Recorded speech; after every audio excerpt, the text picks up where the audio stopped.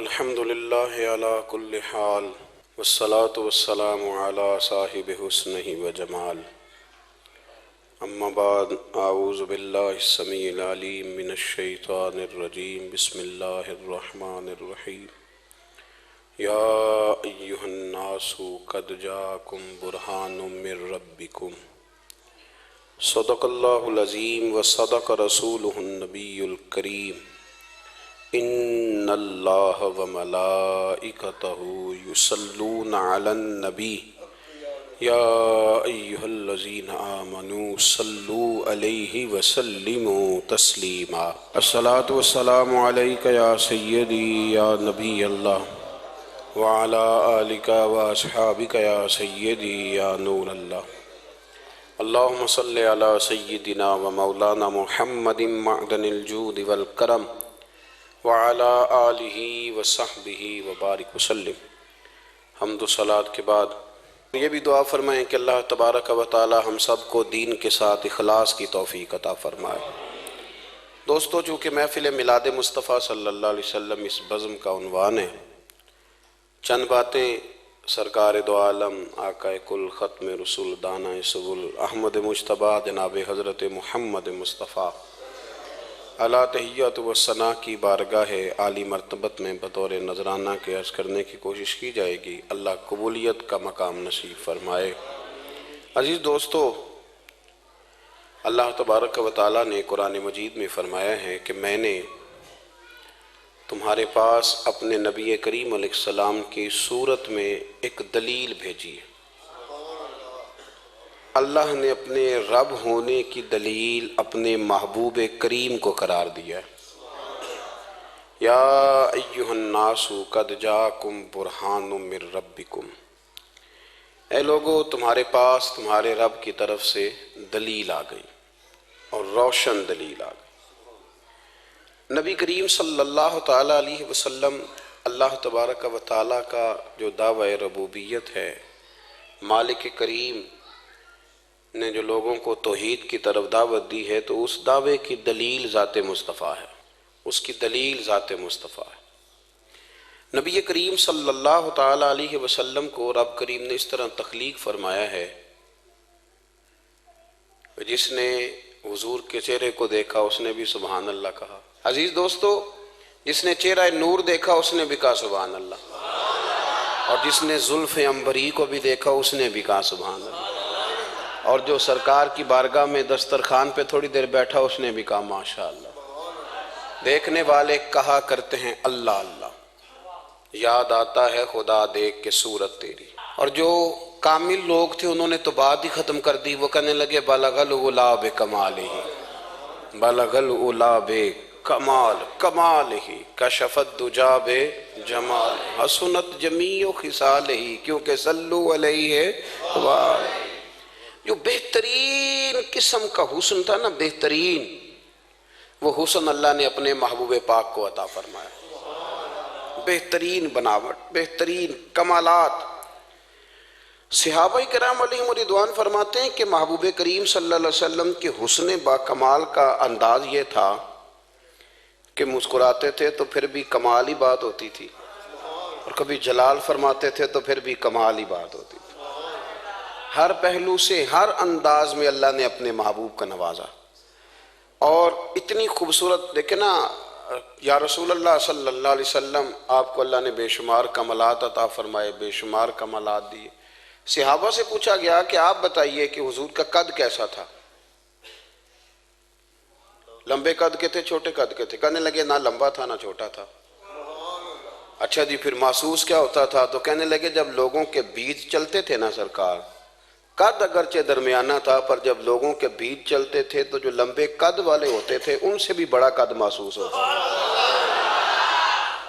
ये अल्लाह ने उनको एजाज अता फरमाया था, ये कमाल था।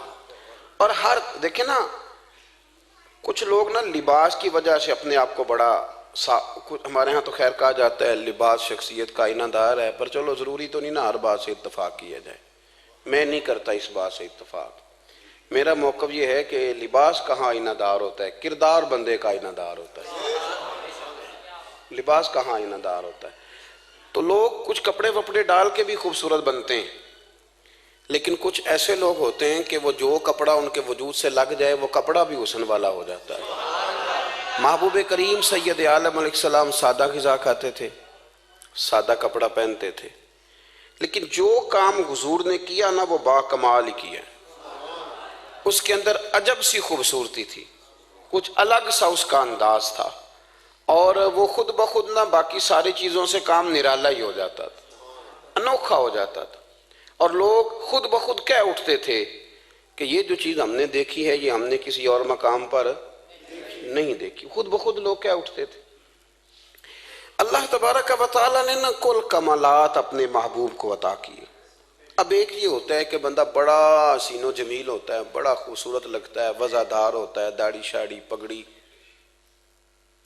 लेकिन कई दफ़ा जब बोलता है ना वो लगता है यार बंदा चेहरे से तो बड़ा भला लग रहा था, पर ये निकला क्या है। हज़रत सादी रहमतुल्लाह अलैह फरमाया करते थे कि इंसान अपनी ज़ुबान के नीचे छुपा होता है, इसलिए वो कई लोगों को मशवरा देते थे कि तू मेहरबानी कर, ज़रा बोला ना कर, तू चुप रहता है तो तेरा भरम कायम रहता है। इमाम मालिक रहमतुल्लाह अलैह के पास एक शख्स बैठा करता था, सारे लोग सवालात करते तो वो कोई सवाल ना करता। तो एक दिन इमाम साहब फरमाने लगे सारी दुनिया जो मसले पूछती है तो तू भी कोई पूछ लिया कर। कहने लगा जी पूछ लेते। रोज़ा कब इफ्तार करना है? आपने फरमाया जब सूरज डूब जाए। तो कहने लगा अगर सारी रात डूबे ही ना तो इमाम साहब फरमाने लगे तो पागल तो नहीं, वो कौन सी रात है जो रात भी हो जाए और सूरज डूबे ही ना, सारी रात सूरज ही ना डूबे। आप फरमाने लगे अब तेरे लिए मेरा मशवरा है कि तू चुप ही रहा कर, तेरा ना पूछना ही तेरे हक में बेहतर है, तू ना पूछ। यानी कुछ लोग खद्दो खाल के लिहाज से बड़े हसीन होते हैं, बड़े हसीन, लेकिन उनकी जो गुफ्तगू होती है ना, गुफ्तगू वो कुमाना खेज नहीं होती, कभी कभी कच्ची बात भी कर जाते हैं, कभी कभी वो अपने स्टेटस से नीचे उतर के भी बात करते हैं। उनसे मिल के बात करके अफसोस होता है कि यार यही बेहतर था कि दूर रहते, चलो हमारा भरम तो कायम था ना, करीब आके क्या मिला, बस कुछ भी नहीं। ये तो बंदा खुला है तो एहसास हुआ है कि ना ही मिलते तो ज्यादा अच्छा था, दूर रह के भरम अच्छा था। लेकिन मेरे महबूब का कमाल क्या है। हज़रत अब्दुल्लाह इब्न सलाम रदी अल्लाह तआला अन्हु फरमाते हैं कि मैं यहूदियों का बहुत बड़ा आलिम था। मलंग शलंग बंदे मुतमईन करने आसान होते हैं, आलिम फाजिल पढ़े लिखे बंदे को किसी बंदे का मुतमईन करना, मुतासिर करना बड़ा मुश्किल होता है। आप फरमाते हैं मैं नबी करीम अलैहिस्सलाम की बारगाह में पहले दिन गया मैं बहस के इरादे से, मुनाजरे के इरादे से, चूँकि यहूदियों का आलिम था। हुजूर ऊँटनी पर तशरीफ़ फरमा थे। और यारो मेहनत करके जो मेकअप करके चेहरा बनाया जाता है उसके अंदर हुस्न तो कई दफ़ा होता है पर जाज़बियत नहीं होती। लेकिन जिस बाबे ने कभी मेकअप ना किया हो लेकिन वुज़ू ज़रा तरीके से करे रोज़, तो रंग गोरा ना भी हो तो लोग कई दफ़ा ये नहीं कहते रंग गोरा है, बल्कि लोग कहते हैं चेहरा नूरानी है। अब मैं इस पर मैं कुछ कलाम कर सकता हूँ कि गोरे और नूरानी चेहरे में भी फ़र्क होता है। कुछ चेहरे गोरे होते हैं पर नूरानी नहीं होते, कुछ गोरे नहीं होते पर नूरानी बड़े होते, ये अलग उन्वान है। तो हज़रत अब्दुल्लाह इब्न सलाम रदी अल्लाह तआला अन्हु फरमाने लगे जब मैं गया तो हुजूर ऊँटनी पर तशरीफ़ फरमा थे, कहते हैं सादा वुज़ू, और मैं देख रहा था कि दाढ़ी मुबारक में कंघी भी नहीं हुई थी, सरकार ने सर पे सादा सा इमामा बांधा था। हुजूर ऊँटनी पर बैठे थे और जिस ऊँटनी पर तशरीफ़ फरमा थे उस पर कजावा भी कोई नहीं था। लेकिन कहते दो जुमले हुजूर की ज़ुबान से निकले, दो जुमले, और मैं उन जुमलों का कैदी हो गया। मेरे महबूब ने फरमाया अगर वो चाहता है उम्र ज़्यादा हो, रिस्क में बरकत हो, तो अपने रिश्तेदारों के साथ अच्छा सलूक करे। ये हदीस अगरचे अपने इन्हीं अल्फाज के साथ मिशकात में मौजूद है, लेकिन वहाँ हज़रत अब्दुल्लाह इब्न सलाम रदी अल्लाह तआला अन्हु कहते हैं कि वो क्या मिठास थी लफ्ज़ों में, जुमले थोड़े थे, बात में गहराई बहुत ज़्यादा थी। मैं आया था बहस करने पर मैं आगे बढ़ा, हुजूर का दस्ते मुबारक थामा और मैंने अर्ज़ की या रसूलल्लाह मुझे कलमा पढ़ा दे, मैं मुसलमान होना चाहता हूँ। हमारे यहाँ लोग समझते हैं कि बहुत ज़्यादा फ़लसफ़ा बयान करने वाला शायद कोई बड़ा पढ़ा लिखा बंदा होता है। ये जी नफ्सियात का बड़ा माहिर है जी, इसने कई मास्टर किए हुए हैं, एमफिल की है, PhD की। ओ खुदा के बंदे, नफ्सियात का माहिर वो होता है जो सामने वाले की अकल के मुताबिक बात करना जानता है। और अगर तू कहे जी मेरी बात ही बड़ी मुश्किल है, मैं किसको समझाऊं, तो आप ये पढ़े लिखे नहीं हैं, आप अभी समझदार नहीं हुए। कल्लिमुन्नास अला कदरे उकूलिहिम। अगर आप पढ़े लिखे होते तो लोग आपकी बात समझते। मेरे रसूल करीम ने कभी कोई मुश्किल बात नहीं की, कभी कोई फलसफा नहीं बयान किया, बल्कि तेरी निगाह नाज से दोनों ही मुराद पा गए। अकले ग़ियाबे जुस्तजू इश्क़ हुजूरो इस तरह। इकबाल कहते हैं अगर बड़ा अक्लमंद आदमी होता था तो हुजूर की बात उसके दिल को भी अच्छी लगती थी, और अगर कोई इश्क को मस्ती वाला आता था ना कि मैंने मस्त होके आना है, तो वो भी मेरे नबी की बातों से मस्त हो जाया करता था। दोनों तेरी निगाह नाज से दोनों मुराद पा। तो हुजूर को बात करने का सलीका भी बड़ा शानदार आता था। हजरत आयशा सिद्दीक़ा रदी अल्लाह ताला अन्हा फरमाती हैं कि नबी करीम सल्लल्लाहु अलैहि वसल्लम जब बात करते थे तो इतनी धीमी करते थे, इतनी धीरे में करते थे। मैं तो छोटा आदमी हूँ, किसी बड़े बंदे को नसीहत भी नहीं कर सकता, वरना मैं उलमा से तो नहीं, लेकिन जो तालिब इल्म हैं जिनका ख्याल है कि शायद और मेरे पास कुछ सीखने आए हुए हैं मदरसे के, तो मैं उनसे कहता हूँ कि वो क्या खिताबत हुई जिसमें सामने वाले को समझ ही नहीं आई आपने क्या कहा। आप इतने जोश में चले गए, कहता जी वो मेरा इश्क बड़ा जवान था। तो मैंने कहा आपका इश्क ज्यादा जवान था कि रसूल पाक की सुन्नत से ही आगे निकल गया है। अब ठहर ठहर के बात करें।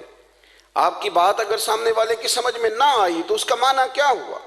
हमने तो ये सुना है कि सहाबा कहते हैं जब अल्लाह के हबीब गुफ्तगू करते थे तो हम यूं बैठते थे कि हमारे सरों पे परिंदे बैठे हो, तो हरकत भी नहीं करते थे। तो बहरहाल जो बात अर्ज करनी है उस पर गौर करें। जनाब आयशा सिद्दीक़ा कहती है ठहर ठहर के बात करते, आहिस्ता। और ये लफ्ज़ आपको याद रखना है।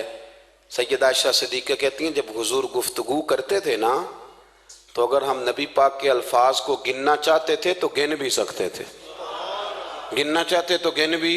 दोस्तों, एक तो आपकी जो सादगी होगी वो असल होगी। मुलम्मा साजी से निकलें। पहले हमारी शादियों पे दूल्हा और दुल्हन जाते थे ब्यूटी पार्लर, अब सारा खानदान जाता है।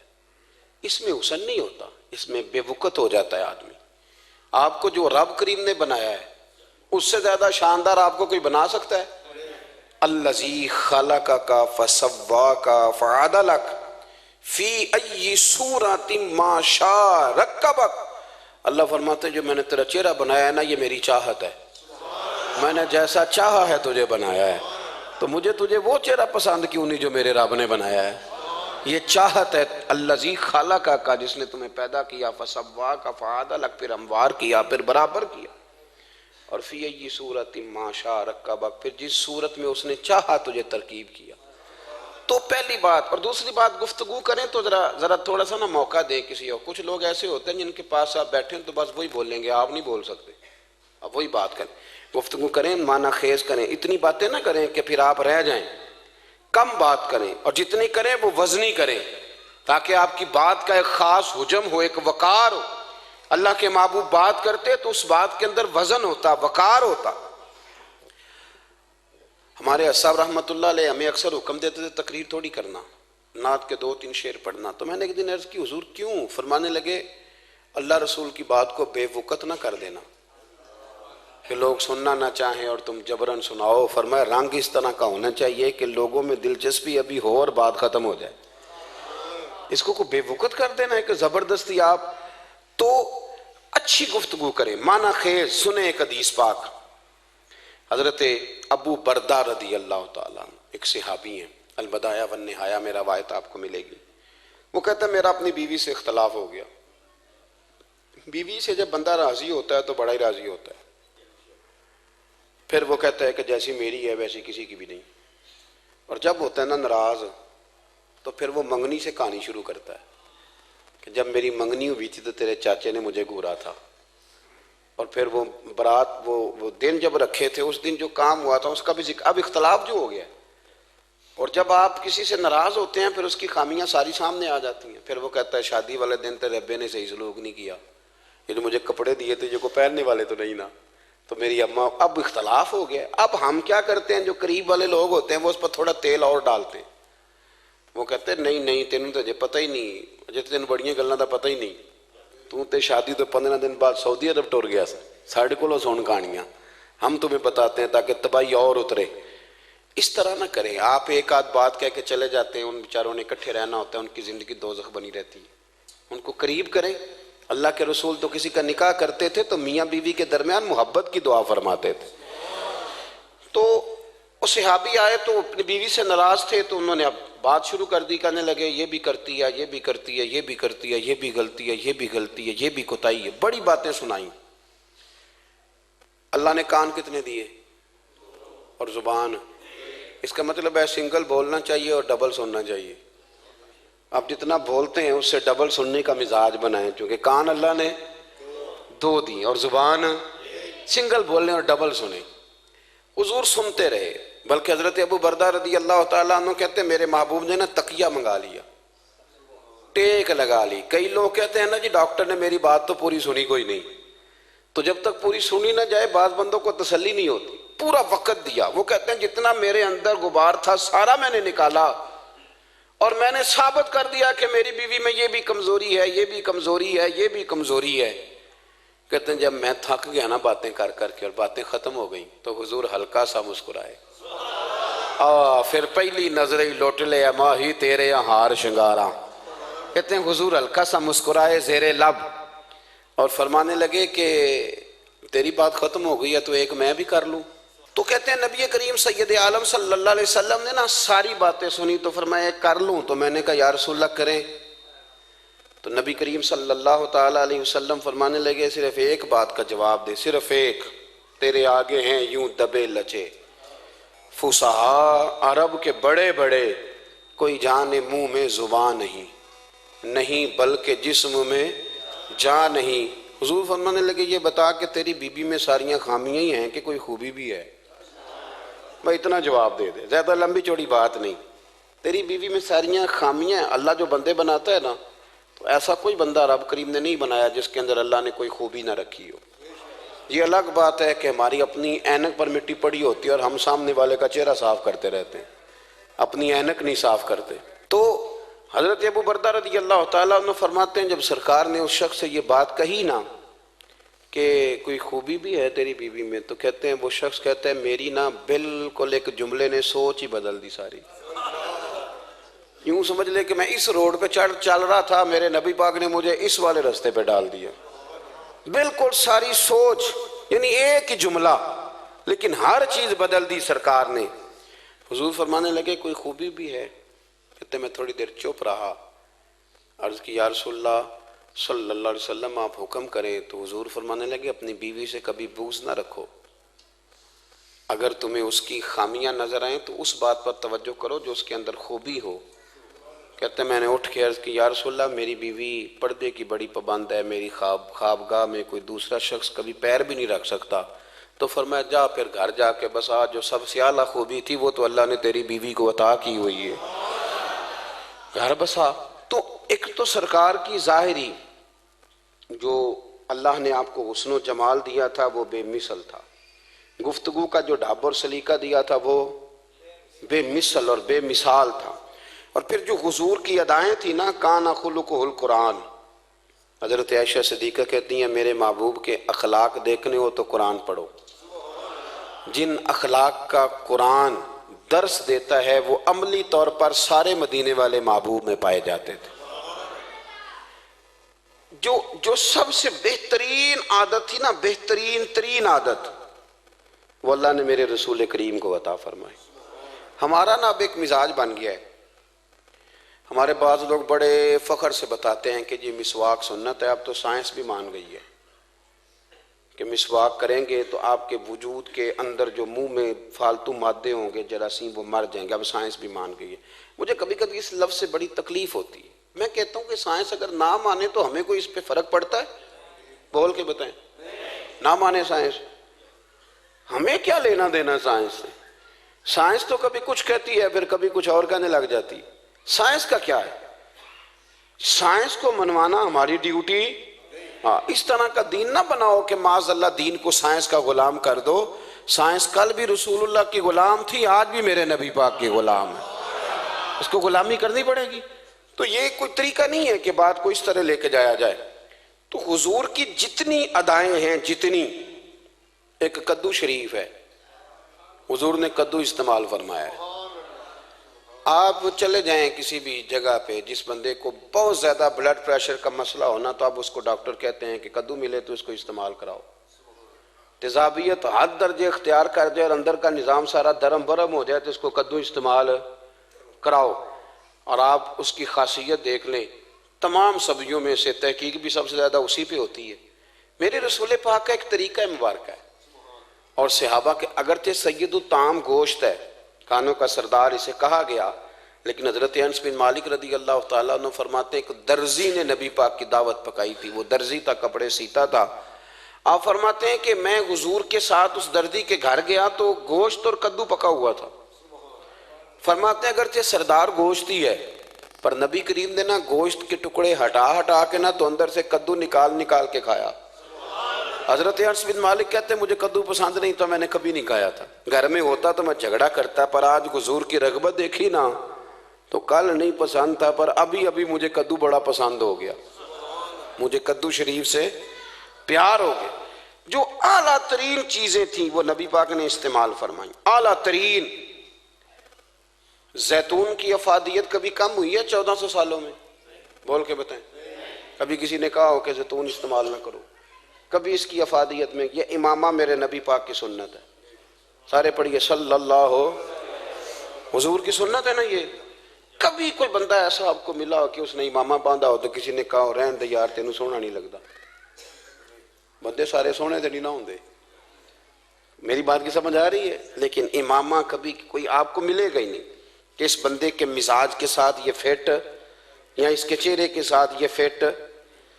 ऐनक आप ले लें बाजार से, छोटी भी मिलती है बड़ी भी मिलती है, कुछ लोगों के चेहरे पे कुछ चीज़ें नहीं सेट होती, फिट नहीं होती, लेकिन ये सरकार की चूँकि सुन्नत है और इसका एजाज ये है कि नबी पाक ने फरमाया जुमे वाले दिन इमामा बांध के आया करो, जुमे वाले दिन इमामा बांध के आया करो। जो लोग जुमे वाले दिन इमामा बांध के आते हैं अल्लाह के फरिश्ते उन पर दुरूद भेजते हैं। लेकिन इमामा शरीफ होना चाहिए, अपनी मर्जी का रुमाल ना बांध लें, कम से कम 3.5 गज हो और टोपी के ऊपर बांधा गया हो। अपनी मर्जी का तरीका नहीं इख्तियार करें, वो जो शरीयत ने हुदूद बयान की है उसके मुताबिक चलें। मेरी बात की समझ आ रही है? तो जो बात मैंने छेड़ी है वो ये है कि अल्लाह के महबूब रब करीम की दलील है। जितना कायनात के अंदर हुसन कोई बंदा तलाश करना चाहेगा वो मजबूर हो जाएगा और उसे दरवाजा रसूल पे जाना ही पड़े, उसे नबी पाक के दरवाजे पर उसे जाना पड़े। हर तरह का हुसन, हर हम कोशिश बड़ी करती हैं सोने लगने की, बड़े बड़े लोग रूप धारते हैं बेचारे, बड़ा कुछ करते हैं, लेकिन आपको लोग सोना कहेंगे, नूरानी नहीं कहेंगे। ऊँचे बड़ी कर लें, दाढ़ी रोज बनाएं बेशक, लेकिन फितरत दाढ़ी है, हुसन नाराज हो गया। दाढ़ी का वजन होता है, पूछ लो जी वड्डी ओनू के कोई तेन भारी तो नहीं लगती पई, इसका कोई वजन है। और दाढ़ी बड़ी समझदार है, कभी औरत के मुंह पे नहीं आती, आती मर्द के मुंह पे है, मर्द के मुंह पे दाढ़ी आती। चले मैं कोई बात नहीं करता, वरना मैं तो हनफी हूं, मेरे इमाम साहब तो उस बंदे की गवाही कबूल नहीं करते जिसने दाढ़ी न रखी हो। वो कहते हैं इसकी शहादत कचहरी में काबिल कबूल नहीं है, वो तो कबूल नहीं करते उसकी शहादत को भी। अब चलें अवाम से डरते डरते कई दफ़ा कुछ बातें नहीं बताई जाती, पर बातें हैं तो सही ना। एक बंदे ने दाढ़ी मुंडाई थी तो जनाब उमर ने मदीने से भी निकाल दिया था। उन सानू काने कोई कह गया कि चंगी तरह नेक होगा तां रखी, तो रोटी उदन खाई हाँ जिदन चंगी तरह नेक हो जाएगा, उससे पहले क्यों खाते हो? ये कसम उठाओ कि पैसे उस दिन पकड़ने हाथ में जिस दिन चंगी तरह नेक होना है। कुछ लोग कहते हैं मैं अंदर से ठीक नहीं, तो अंदर से ठीक होना तेरी ड्यूटी नहीं, जाहिर ठीक करना तेरी ड्यूटी है, बातन तो रब करीम अपनी रहमत से दुरुस्त फरमाया करता है। तो जो तेरे जिम्मे लगाया अल्लाह ने वो तो करना, जो तेरे अल्लाह ने ज़ाहिरी सूरत से होता क्या है, सुनो क्या होता है।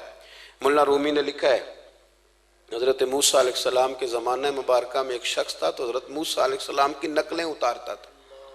आपकी तरह लंबा कुर्ता पहनता था, हाथ में छड़ी पकड़ता था, थोड़ा गुस्से से बोलता था, माज़अल्लाह नकल उतारता था।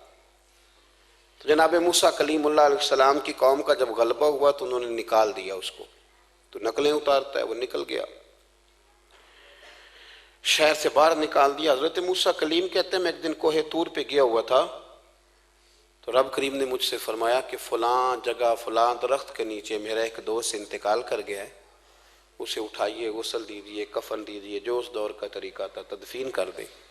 हज़रत कलीम अलैहिस्सलाम फरमाते हैं मैं अपने हवारियों समेत पहुंचा, जब बंदे का चेहरा देखा तो हैरान हो गए, ये तो नकलें उतारने वाला है, तो नकलें उतारने वाला है। पर अल्लाह के नबी रब करीम के हुक्म के आगे ला तो ला अल्लाह नहीं करते, ये नहीं कहते कि मेरी अकल में नहीं आ रहा। उठाया, गुस्ल दिया, कफन दिया, तदफीन कर दी उसको। जब दफन हो गया, हज़रत मूसा अलैहिस्सलाम कोहे तूर पे हाजिर खिदमत हुए और बारगाह आली मर्तबत में अर्ज़ करने के मालिक तू बेनियाज है, चारा सवाल तो नहीं, पर अपनी तसल्ली के लिए मालिक ये फरमाइए कि वो तो नकलें उतारता था। तो रब करीम ने फरमाया मूसा बात यही है, पर मैंने उसे ना मरते वक्त ईमान नसीब कर दिया, वो आपका कलमा पढ़ के दुनिया से गया है और तौबा करके गया है, तो मालिक इतनी करम नवाजी क्यों हुई?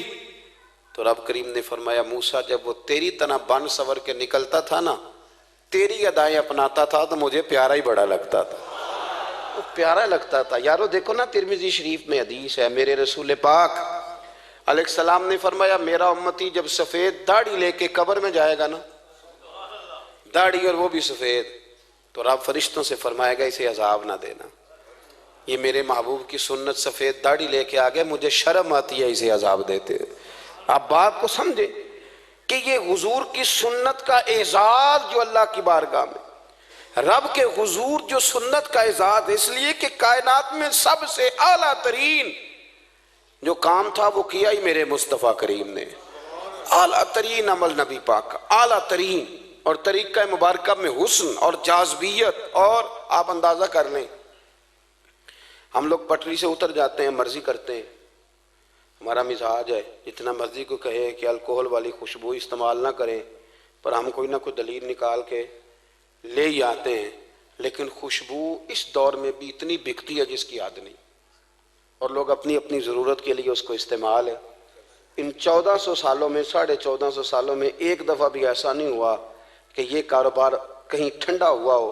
हरम शरीफ अल्लाह आपको ले जाए तो मस्जिद नबी में सोने की दुकान के साथ खुशबू वाली दुकान होती है, यानी इतना महंगा कारोबार है कि जितना किराया सोने की दुकान वाला दे रहा है उतना ही खुशबू की दुकान वाला दे रहा है, इतना महंगा ये कारोबार है। एक दिन भी इस काम की अहमियत कम नहीं हुई। और रसूल करीम ने क्या फरमाया, सहाबा कहते हैं 3 चीज़ों से कभी मना नहीं करते थे, कोई तकिया देता था तो कबूल करते थे, कोई बंदा अगर हुजूर को दूध पेश करता था तो नबी पाक कबूल करते थे, और अगर कोई शख्स हुजूर को खुशबू देता ना तो हुजूर जल्दी कबूल फरमाते थे, ये मिजाज था। तो जो आला तरीन चीज़ें थीं उनको मेरे रसूल करीम सल्लल्लाहु अलैहि वसल्लम ने किया, हमें करके दिखाया। हमारा ज़ाहिरी हुलिया, आज भी अहले अरब लंबा कुर्ता पहनते हैं, आप लंबा कुर्ता पहनने हया के ज़्यादा करीब है। खुला लिबास हुजूर पसंद करते थे, ये शर्मो हया के ज़्यादा करीब है, इसके अंदर इंसान का पर्दा ज़्यादा है। वो सारी इफ़ात जिनसे एक आदमी मुत्तसिफ हो सकता है और अपने आप को सजा सकता, अपने मामलात को ठीक कर सकता है, वो सारी रसूल पाक ने हमें अता फरमाई। एक हुजूर का तरीका मुबारक था कि सामने वाले जितने लोग हुजूर के दाएं बाएं रहते थे उनका ख्याल करते थे। आप इज्जत देनी शुरू कर दें, अल्लाह आपको सुकून अता कर दे, आप एहसास करें दूसरों का। हुजूर ना शिद्दत के साथ, ये आला सुन्नत है मेरे नबी पाक की सल्लल्लाहु, सारे पढ़िए दुरूशी सल्लल्लाहु, ये आला सुन्नत है। आप देखें ना बुखारी मुस्लिम में मौजूद है, हुजूर फरमाते हैं मेरा दिल चाहता है मैं लंबी नमाज पढ़ाऊं, लंबी नमाज पढ़ाऊं, दिल मेरा चाहता है।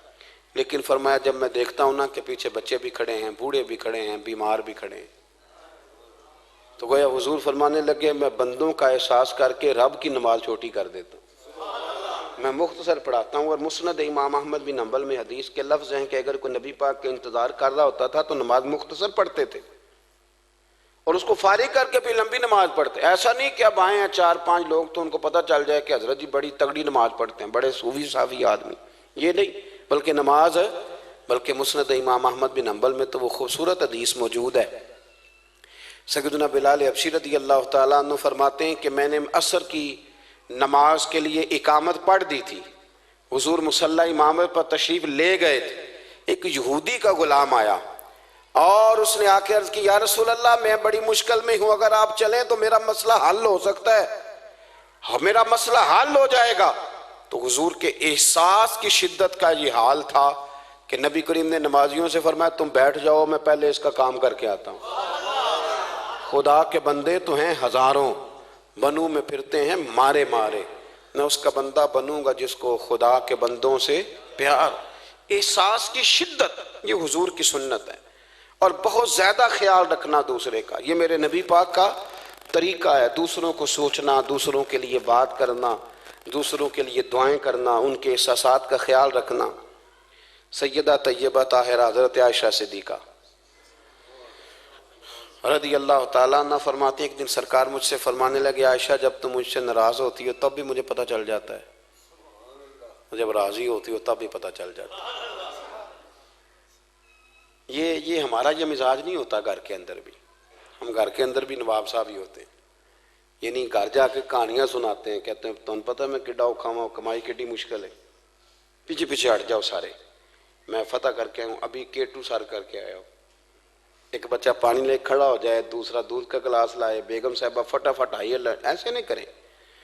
मेरे रसूल पाक अलैहिस्सलाम की प्यारी ज़ौजा कहती हुजूर घर आए, खाना मांगा, मैंने अर्ज़ की हुजूर मेरे सर में दर्द है, तो पढ़ो नहीं बने इसहाक को। महबूब फरमाने लगे ला मैं तुझे आटा गूंद देता हूँ, तू मुझे रोटी पका दे। ये भी सुन्नत है नबी पाक की। हुन चुप कर गए हो, ये भी हुजूर की सुन्नत है, ये भी सरकार का तरीका है। कभी कभी घर में झाड़ू देना, ये भी नबी पाक का। हुजूर काम में हाथ बटाते थे ना अज़वाज का, ये वाली सुन्नत किस दिन अदा करनी। एक दिन मैंने जुमे में ये बात की तो एक बच्चा मुझे कहने लगा हज़रत साहब ये सुन्नत अदा तो कर लीजिए पर साढ़े अब्बे ने भी तो समझाओ ना। कहने लगे वो बेगम साहब एक दिन बीमार थी और सख्त बीमार थी, तो मैंने चाय का कप बना दिया, अल्लाह वो बेचारी मुझे रोज बना के देती है, तो मैंने बना दिया। तो अब्बा जी कहते पुत्र राय दी आदत ना खराब कर ली। तो अब आप तो सुन्नत कुछ और बयान कर रहे हैं। मैं क्या तुसी शुरू करो ना ताकि थोड़े बच्चे तो ना ये सवाल करन जेड़ा आज तुसी कर रहे हो। तो उसमें भी कोई हिकमत होगी। बुजुर्ग अगर कोई बात करते हैं तो वो भी कोई इतनी बुरी नहीं होती, उसके अंदर भी कोई ना कोई हिकमत होती है। लेकिन अपने घरों के माहौल में खूबसूरती लाएं, ये स्टेटस नहीं अहले इस्लाम का। हजरत आयशा सिद्दीक़ा रज़ी अल्लाह ताला अन्हा फरमाती हुजूर फरमाने लगे कि जब तुम राजी होती हो तब भी मुझे पता चल जाता है और जब नाराज होती हो तब भी। तो मैंने कहा या रसूल अल्लाह सल्लल्लाहु अलैहि वसल्लम वो किस तरह? आंखें मैंने खोल ली, हुजूर किस तरह? तो देखो नबी पाक सामने वाले के जुमलों का भी एहसास करते, ख्याल करते कि सामने वाला कहाँ से बात कर रहा है। अल्लाह के महबूब फरमाने लगे तुम्हें अगर कभी कसम खानी हो ना, तुम्हारा मिजाज है, कसम खानी पड़े और तुम मुझसे नाराज हो तो फिर तुम कहती हो मुझे इब्राहिम के रब की कसम, और जब तुम राजी हो और कसम खानी पड़े तो कहती हो मुझे मोहम्मद मुस्तफ़ा के रब की कसम। तो जनाब आयशा कहती हैं मैं ज़ुबान से हंस रही थी और आंखें मेरी आंसू बरसा रही। मैंने कहा महबूबा इतना इतना ख्याल करते, यहाँ तक आपको एहसास, यहाँ तक पता होता है, यहाँ तक मेरे रसूल करीम अलैहिस्सलाम लोगों का एहसास करते, ख्याल करते, शौक पैदा करते, वारफ्तगी होती। कई दफ़ा हुजूर फ़र्ज नमाज पढ़ के घर चले जाते, थोड़ी देर के बाद आते मस्जिद में नमाज पढ़ लेते। कई दफ़ा काजी एजाज मालकी रहमतुल्लाह अलैह इसको लिखने के बाद इसकी शरह में फरमाते हैं असल बात यह थी कि हुजूर जब तक मस्जिद में रहते थे सहाबा अदबन बैठे रहते थे, तो हुजूर फरमाते मैं जाऊँगा नहीं तो ये भी नहीं जाएंगे। तो सरकार घर तशरीफ़ ले जाते ताकि लोग अपने अपने काम में लग जाएं और फिर हुजूर वापस आ जाते। एहसास एक तो अपनी ज़ाहिरी वज़ाकता में सादगी लाएं। हमारी बहुत सारी मुश्किलात की असल वजह यह है कि तकल्लुफ़ बड़ा बढ़ गया, बड़ा तकल्लुफ़ बढ़ गया। हम कोशिश करते हैं दूसरों के बराबर जाने की, हमें क्या ज़रूरत पड़ी है दुनिया से मुकाबला करने की। हमने तो अल्लाह रसूल की रज़ा के अंदर अंदर रहना है। और दुनिया में सबसे बेहतरीन शख्स वो है जिसके पास माल तो है पर लालच कोई नहीं। अपने आप को पीछे लाएं। दूसरी बात यह कि अपनी गुफ्तगू बड़ी साफ सुथरी करें, सादी करें, उसके अंदर कोई तकल्लुफ़ ना बरपा करें, बात सामने वाले की अकल के मुताबिक करें। और तीसरी बात ये कि अपनी आदत में, उठने बैठने में, चलने फिरने में अपना थोड़ा सा ख्याल करें। और एक बात और आपको अर्ज करूं, ये आपको ज़्यादा देर मेहनत नहीं करनी पड़ेगी। अगर थोड़ा सा वक्त आप अपने आप को दे देना, इकबाल कहते हैं अपने मन में डूब कर पाजा सुरागे जिंदगी, चल तू अगर मेरा नहीं बनता ना बन, अपना तो बन, अपना तो बन। थोड़ा ही अपने ऊपर भी तो मेहनत कर ले कि सारी जिंदगी दूसरों की इस्लाह करते रहना। दोस्त कोशिश करें अपनी आदत पे को 2, 4, 5 हफ्ते के लिए मेहनत करें ताकि आदतें संवर जाएं, ताकि तबीयतें बदल जाए। एक हदीस पढ़ता हूँ और अपनी बात को समेटता हूँ।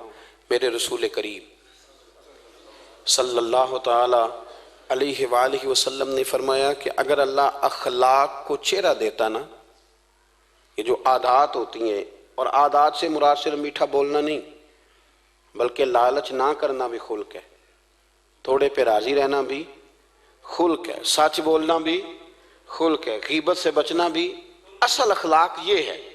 मीठा तो कई दफ़ा लोग अपने मतलब के लिए भी बोल लेते हैं, वक्ती तौर पर काम निकालने के लिए भी बोलते हैं।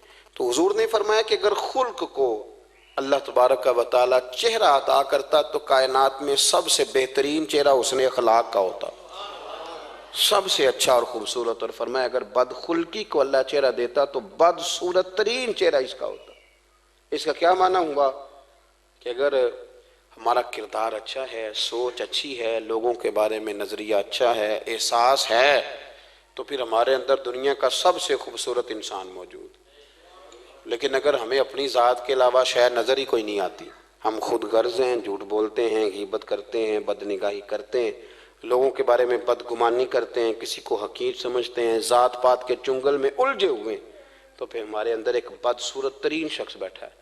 जितनी मर्जी कंगी करें, जितना मर्जी आप अपने आप को संवारें, अंदर की बदसूरतियाँ जा सकती नहीं। तो कोशिश फरमाएं कि अल्लाह हमें अखलाक का आला विज़न अता करे, आला शऊर अता करे। अल्लाह ताला मेरी और आपकी हाज़री को मुस्तजाब फरमाए।